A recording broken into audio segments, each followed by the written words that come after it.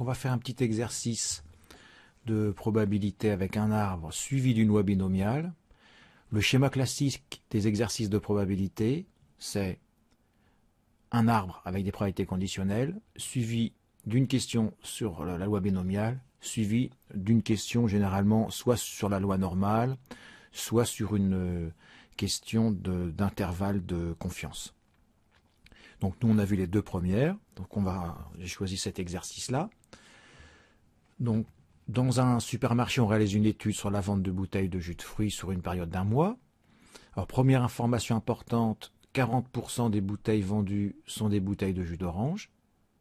Deuxième information importante, 25% des bouteilles de jus d'orange vendues possèdent l'appellation pur jus. Donc c'est vraiment deux probabilités différentes. La première, c'est une probabilité globale, c'est-à-dire les 40%, c'est sur l'ensemble de toutes les bouteilles. Et le 25%, c'est 25% des bouteilles de jus d'orange vendues possèdent l'appellation pur jus. Donc c'est vraiment deux probabilités différentes. On ne pioche pas dans le même ensemble. Les 40%, on pioche dans l'ensemble de toutes les bouteilles. Le deuxième 25%, on pioche parmi les bouteilles de jus d'orange vendues. Bien, alors on va commencer par écrire ce que cela représente. Donc, dans la rédaction, on va dire, dans la première question, il faut représenter cette situation à l'aide d'un arbre pondéré. Donc on ne va pas commencer cache son arbre en écrivant des probabilités partout, on va rédiger un petit peu. Donc dans la rédaction, on écrit que d'après l'énoncé, 2 points ouvrez les guillemets, 40% des bouteilles vendues sont des bouteilles de jus d'orange, fermez les guillemets, donc P de R égale 0,4. Car R, c'est la bouteille prélevée, est une bouteille de jus d'orange. Généralement, toutes les notations sont données dans l'énoncé. Rares sont les fois où on doit inventer des notations. Puis 25% des bouteilles de jus d'orange vendues possèdent l'appellation pur jus. Donc cela nous donne, alors je fais des bêtises, voilà, P de J, alors pas P de J, P de J sachant R égale 0,25.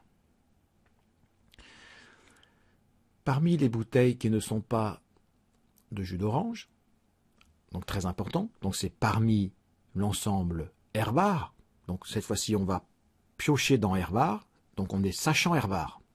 La proportion des bouteilles pur jus est notée X, donc une probabilité qu'on note X mais qu'on ne nous donne pas. Donc P de J sachant R bar est égal à X. Donc là aussi, on recite l'énoncé. Ces trois probabilités que vous écrivez doivent être précédées de la phrase d'après l'énoncé, deux points ouvrez les guillemets, et vous citez la phrase de l'énoncé qui vous permet d'affirmer que P de machin égale truc.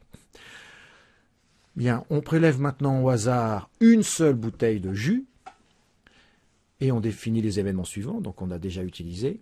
Donc il faut représenter cette situation à l'aide d'un arbre pondéré. Alors il y a une information qu'on n'a pas écrite, c'est 20% des bouteilles de jus de fruits vendues possèdent l'appellation pur jus.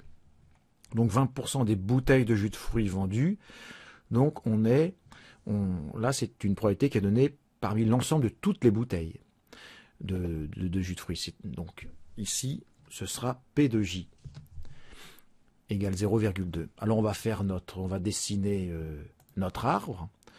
Donc très classiquement, il y aura oméga qui donnera naissance à deux possibilités, qui redonneront naissance aussi à deux autres possibilités comme ceci.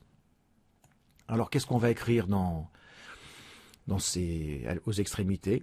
Bon, on n'a pas tellement le choix puisque le passé c'est R et R bar et le futur c'est J ou J bar. Donc ici on est obligé de mettre R et ici on va écrire R bar,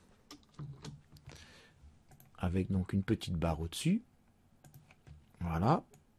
Alors les probabilités P de R, on le connaît, puisque on l'a détaillé au-dessus, donc on peut l'écrire directement maintenant, 0,4.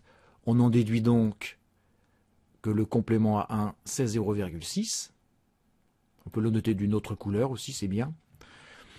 Donc après, les deux événements qui suivent sont J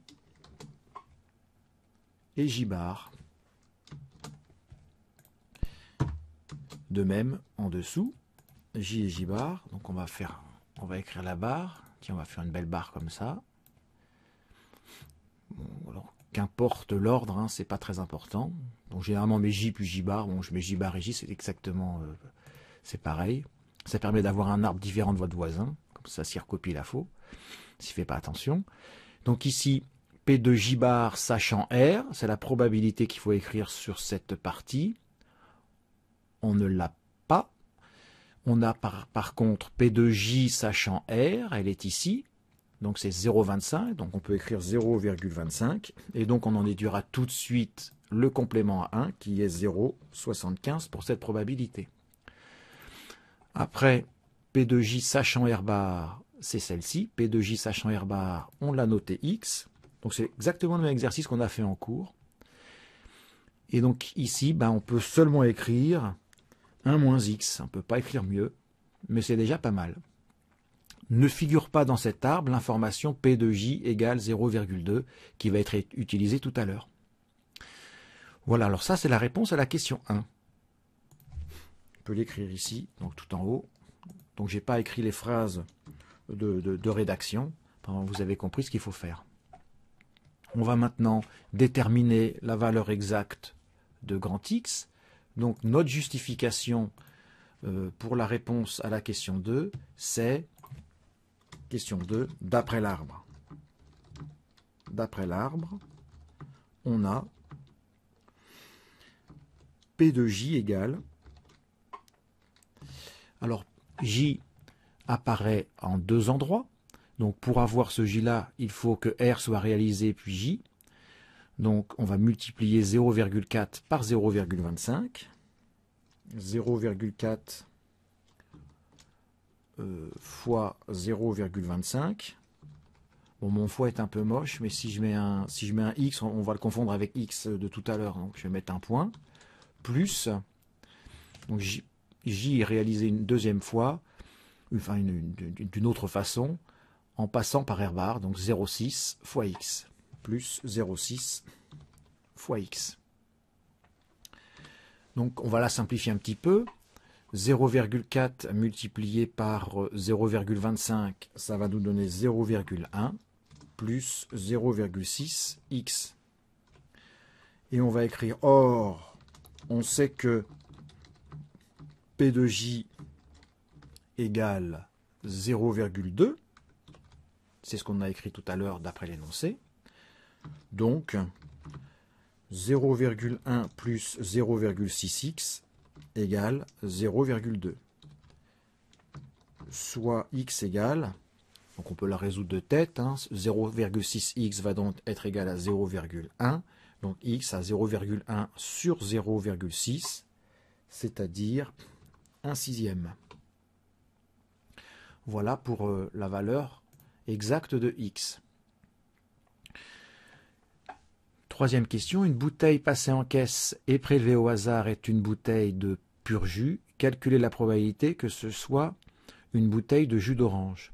Donc, une bouteille passée en caisse et prélevée au hasard est une bouteille de pur jus. Donc ça, c'est une certitude. On sait que c'est une bouteille de pur jus.